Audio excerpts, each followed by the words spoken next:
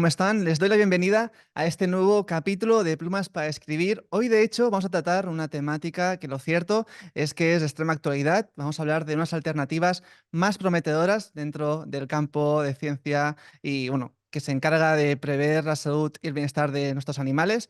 Y hoy estamos con la doctora Laura Lorenzo Rebenaque.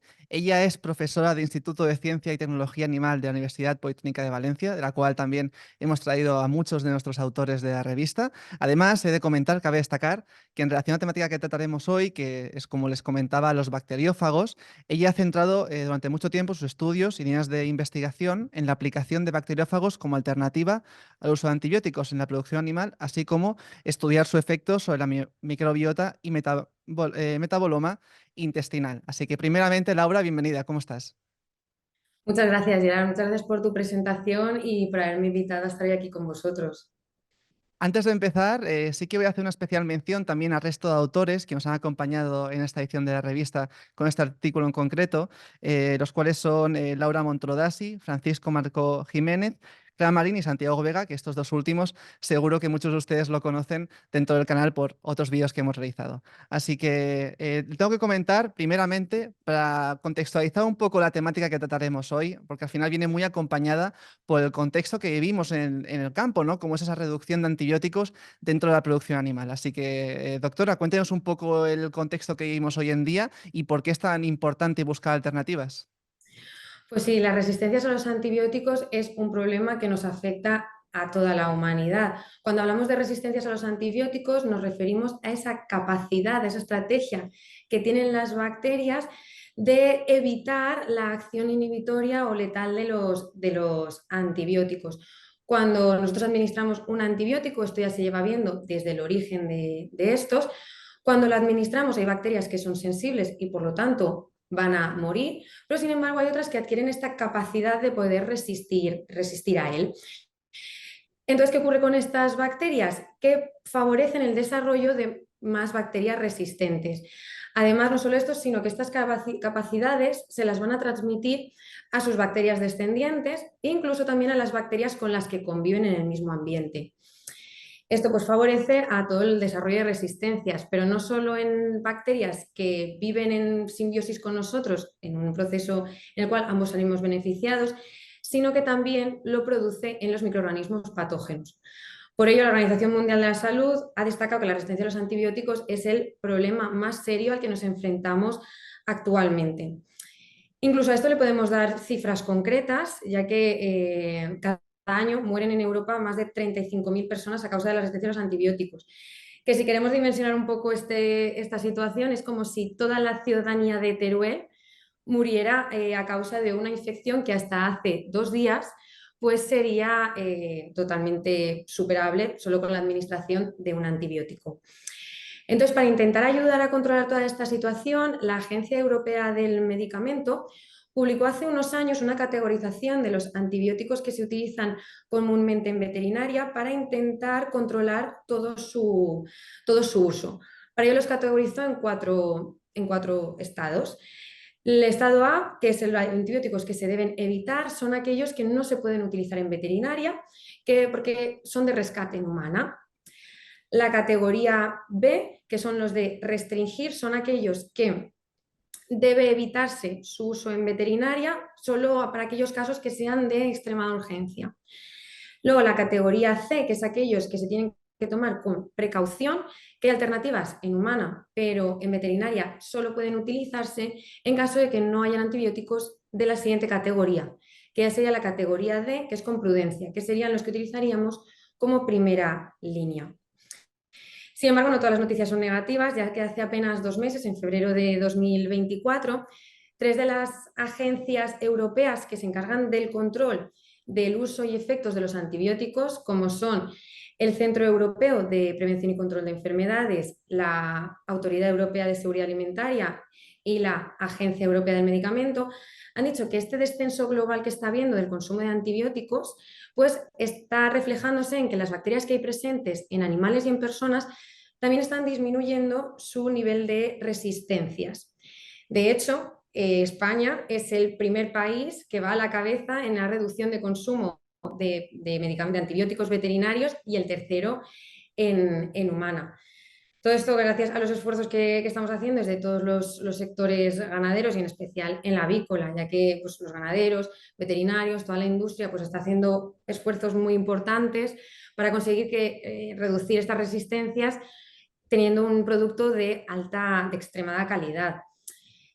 Todo siempre acompañado de lo que siempre decimos, pues bioseguridad, limpieza y desinfección, vacunación, herramientas alimentarias. Pero sin embargo, a pesar de estas reducciones, pues nos estamos también enfrentando a nuevos retos, como son las nuevas formas de cría, ¿no? En la cual pues, los animales ahora están saliendo cada vez más al exterior y esto también conlleva nuevos riesgos microbiológicos. Entonces, en todo ello, pues, es necesario pues, seguir buscando nuevas alternativas que nos ayuden a este control de bacterias resistentes, pues como pueden ser péptidos antimicrobianos, nanopartículas, probióticos, prebióticos o bacteriófagos. Ujú. Oh, me alegra, tengo que decir que me alegra que nos haya aportado ese último dato esperanzador, porque lo cierto es que es una realidad bastante desafiante, no solamente también con el mundo de las aves, sino que también se extrapola también con nosotros mismos, con las personas. Así que cuénteme, nos comentaba también que hay muchas alternativas que se están probando para dar solución a este contexto que estamos viviendo, pero lo cierto es que los bacteriófagos es una, bueno, es muy protagonista, la verdad, dentro del panorama científico. Cuéntenos un poco de qué se tratan bueno, y cómo se aplican dentro del sector. Pues mira, los bacteriófagos son virus que infectan exclusivamente a las bacterias. De hecho, son la entidad biológica más numerosa que hay en la naturaleza. Llevan durante millones de años evolucionando con las bacterias y mantenerlas bajo control. Entonces, los bacteriófagos, al igual que el resto de virus conocidos, están como en un intermedio entre los organismos vivos y la materia inerte, ya que siempre necesitan de una célula para poder replicarse. Entonces, para ello, ¿qué hacen? Lo que hacen es que el bacteriófago detecta a la bacteria y se une a ella gracias a unas proteínas que son específicas de esa bacteria. Inyecta su material genético y entonces pone a la bacteria a trabajar para él. De esta manera se generan nuevos virus que finalmente lo que hacen es que para ser liberados al medio rompen a la bacteria. De esta manera la eliminan. Y este ciclo pues, suele durar unos 30-40 minutos.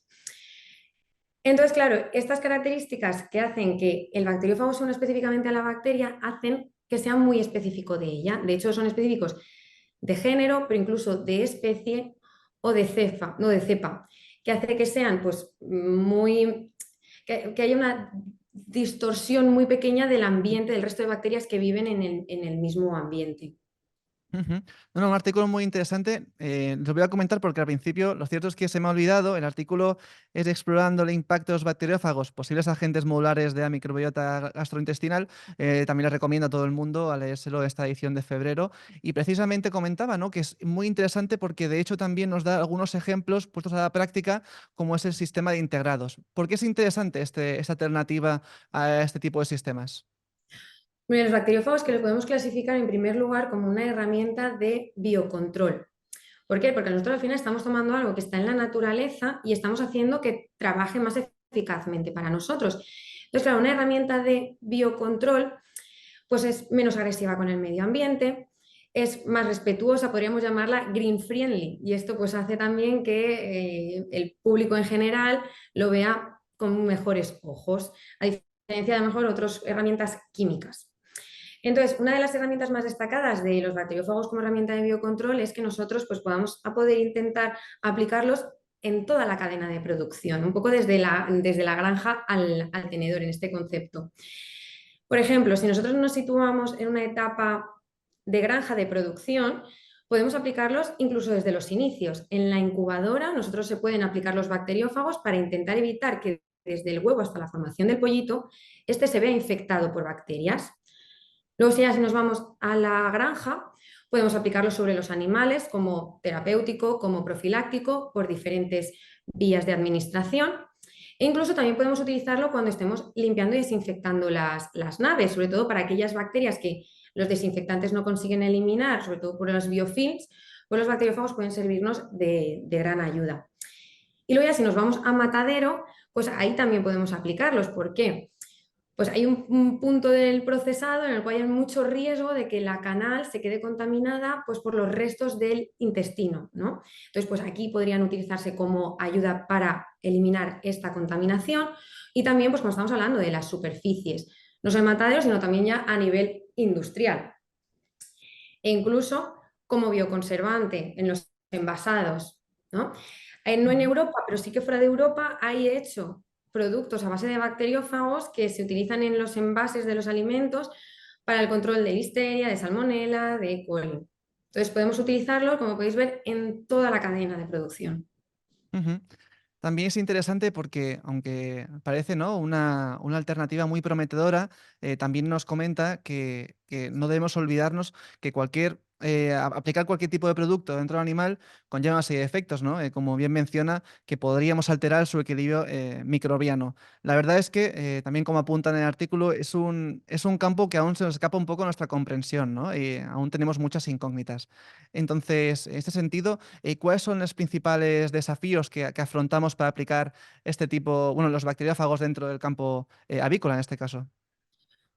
Pues claro, en primer lugar nosotros vamos a intentar definir a los bacteriófagos dentro de este contexto de la microbiota. La microbiota son al final todo el conjunto de microorganismos que viven en un ambiente.